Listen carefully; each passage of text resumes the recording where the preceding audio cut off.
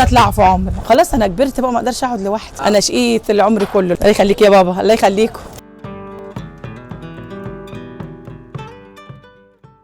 انا شقيت العمر كله الحمد لله، وربنا بيراضيني الحمد لله. طول ما ربنا واقف مع الواحد ما بتتعبش، من اكل عيشك ما بتتعبش، والحمد لله انا حمد ربنا واللي ربنا عايزه هو اللي هيكون.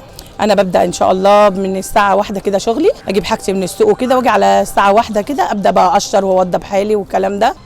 35 سنه كده اقول، لان كنت بعمل طواجن وفراخ ورز وكل حاجه حلوه. البطاطس حلوه وانا مشهوره بيها جدا، والناس بتحب اكله البطاطس بتاعها. نفسي افتح مطعم، نفسي ترابيزات كده والناس تقعد تاكل واعمل خضار ورز وكل حاجه. ده انا براضي الناس اللي راحه واللي جايه، والناس كويسه جدا جدا وناس محترمه وانا بحترمهم. انا عندي بنتي الحمد لله ربنا يخليها لي ست الكل صراحه، وعندي ابني ربنا يهديه ويصلح له حاله. زياد ده بقى اللي واقف معايا وبيقعد معايا، وخلاص انا كبرت بقى ما اقدرش اقعد لوحدي، لازم حد يونسني. والحمد لله وربنا يخلي لنا الناس الحلوه كلها، ويدي الناس كلها يا رب احلى حاجه اللي هم عايزينها. انسانه عظيمه وانسانه شقيانه وانسانه يعني اكلها الله يعلى عليه بصراحه. كل حاجتها كلها زي الفل زي ما انت شايف كده، وحاجتها كلها نظيفه، وربنا كده يكتبها لها كده بعمرك حلوه كده يا رب ان شاء الله.